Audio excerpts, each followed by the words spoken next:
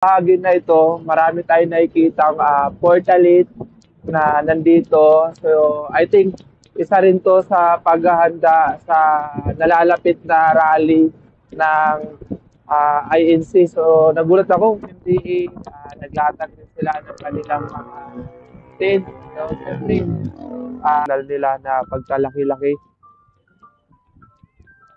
preparation. Yung mga stage, nagkakabit na rin sila ng mga stage. No? So, kahit Magandang araw mga kabayan, nandito tayo ngayon sa Pasay at pupunta tayo ngayon mga ka-adventure sa Quirino Grandstand kung saan magbibigay tayo ng update. Kamusta na nga ba ang gaganapin na big events ng mga miyembro ng Iglesia ni Cristo? Dahil nga inaasahan na nasa 1,000,000 po ito. Ito yung gaganapin na peace rally sa Quirino Grandstand, mga kabayan. So inaasahan na nasa mahigit 1,000,000 katao na pupunta at makikiisa sa panawagan ng kanilang relihiyon na magkaroon ng peace rally, no? Na gusto nila maging mapayapa ang bansang Pilipinas.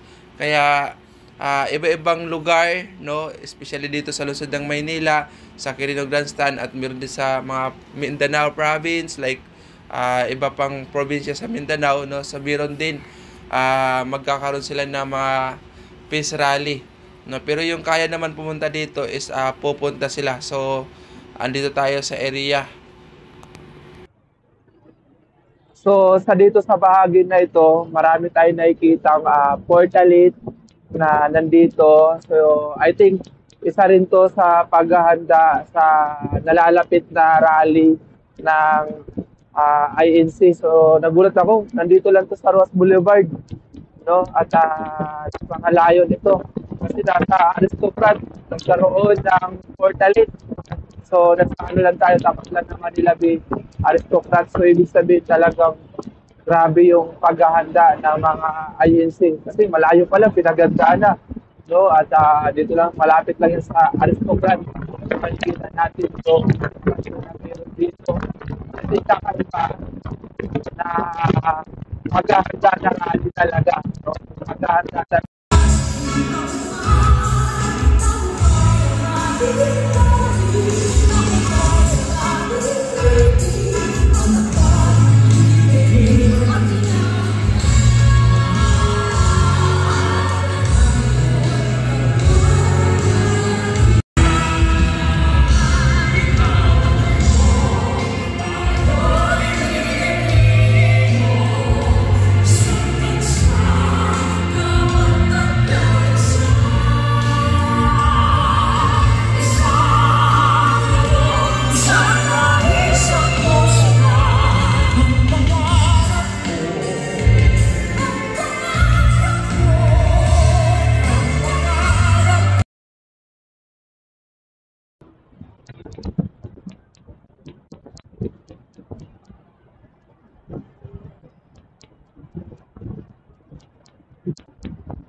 So, nandito na tayo. Tanaw na natin yung flag ng Rizal Park, no?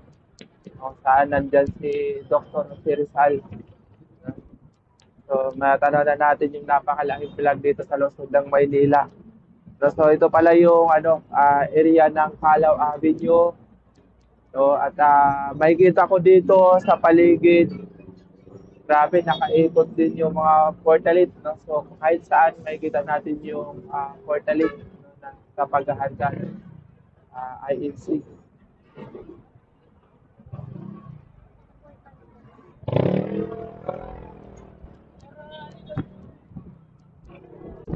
So, kung makikita natin dito sa right side, nandyan yung madaming portalit na kagaya doon sa ano. So, meron din naman mga nakalatag na ng mga tin.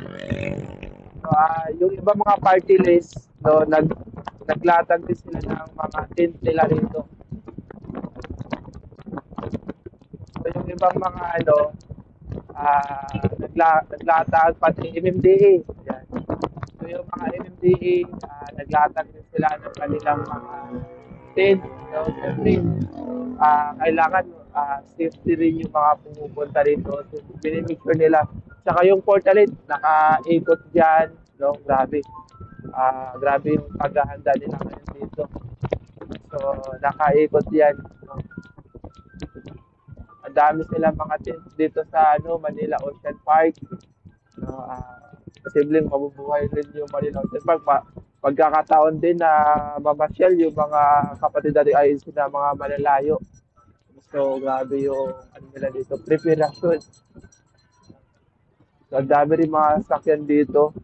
At kung makikita natin, tuloy-tuloy naman na nagbababa sila ng mga portalit nasa loob. Nakikita natin dito sa Quirino Grandstand. At ayan, dala din nila yung mga signal nila na pagkalaki-laki.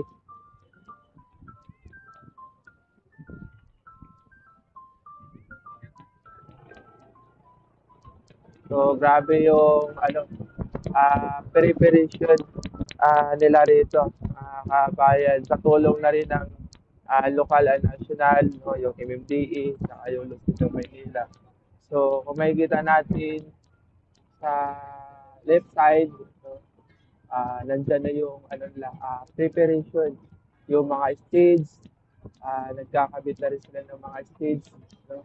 So, kahit may ilang araw pa lang, no, na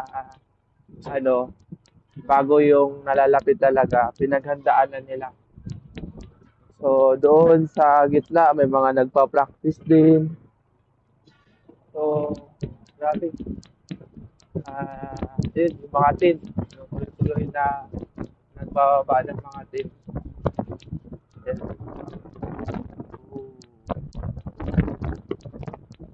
Grabe. So, yun, mga portalit na makikita natin dito. And so, tuloy-tuloy din nila na nilalagay yung mga portalit. Dami portalit, oh. So, madaming portalit kahit dito sa harap na Manila Hotel. No? Ang Manila Hotel, dito submit ng safety. So, dito rin naman sa labas ng Manila Hotel, ang preparation nila dito, naglagay din ng station ng MMDA din. So, yung mga MMDA, so, dito rin sila naglagay ng din para maging safety. At naman, mabigla-biglang uulan, mahirap na na maulanan. Kaya nagpe-prepared na sila. So, ikot na lang tayo dito. So, balik tayo sa Quirino Grandstand. Left side ng kanina, more on right side tayo nakatingin. So, dito naman, Quirino Grandstand, yun din itong police station. At dadaksarin yung mga dito. Magpapadala yung national para maging safety at secured. So, dito yung police station na bahagi, no, na magmo-monitor din ng safety. Yung police station naman dyan. At sabi ko, mabubuhay talaga dito yung Manila Ocean Park. Hindi naman sa wow, kumbaga lalakas, no, buhay naman siya. No, kumbaga lalakas palalo yung Manila Ocean Park. Siyempre, samantalahin na yun ng Manila Ocean Park na magbukas para dahil maraming tao na nandito pupunta dito na malalayo. Possible makiki-enjoy rin dyan. So, grabe yung preparation na meron dito.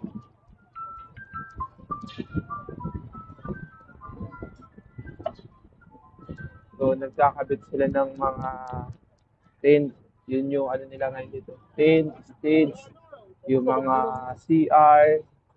No, so, yun yung nakikita natin dito. Kasi malaking talaga to, malawakang rally talaga to na gagawin, no, trail rally.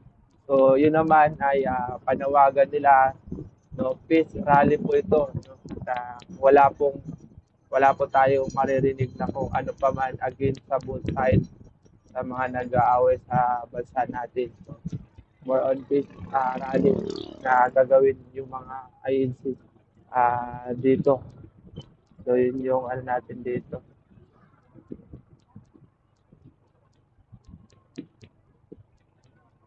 Grabe yung preparation.